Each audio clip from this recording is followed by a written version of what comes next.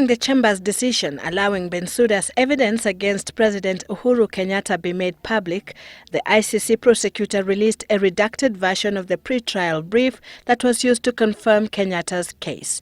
Bensouda's body of evidence names key actors involved in planning meetings with Mungiki leaders, recruiting of youth, distribution of weapons and police uniforms to Mungiki, and financing of the attacks. Bensouda claims that Kenyatta used intermediaries and that former head of Civil Service Francis Muthaura was the point man. In her dossier, Bensouda names the late John Mishuki and his wife Waitiri Mishuki and George Thuo as the persons who made contact with Mungiki leaders to plan for the war.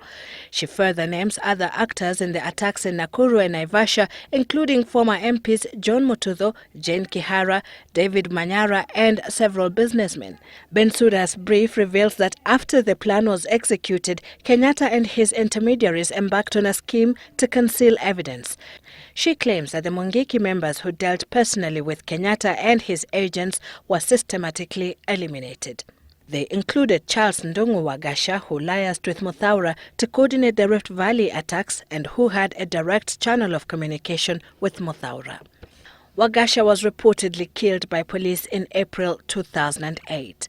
Maina Diambo, a senior Mungiki leader who was present at planning meetings with PNU officials and who also had direct communication with Muthaura during the violence, was reportedly arrested by the police in June 2008 and subsequently disappeared.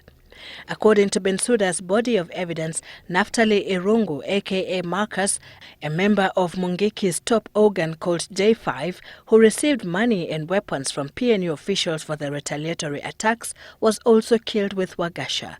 Anthony Mwenje, aka Noriega, a Mungiki leader who dealt with Kenyatta during the violence and controlled a platoon of Mungiki attackers during the Naivasha attack, was arrested by police and also subsequently disappeared. Njoroge Gisheri, a senior Mungiki leader who attended planning meetings for the Rift Valley attacks and who allegedly received money from Kenyatta, is also said to have disappeared shortly after the violence. Timothy Mburu Gatira, a member of the Mungiki J5, who also allegedly met with Kenyatta and received money and material for the Rift Valley attacks, was also killed or disappeared in mid-2008. Njuguna Gitao Njuguna, a Mungiki spokesman who allegedly collected money from Kenyatta and uniforms from Francis Muthaura for the Rift Valley attacks, was also killed in Nairobi on November 5, 2009 by plainclothes police officers. Bensouda claims Njuguna died after expressing an intention to meet with the former ICC prosecutor Moreno Ocampo, who was in Nairobi that day.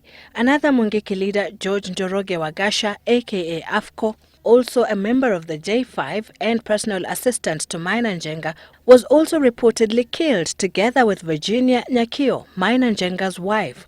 According to Bensouda's body of evidence, these killings and forced disappearances were part of a cleanup campaign to conceal the accused's involvement in the post-election violence. We have not received any such records.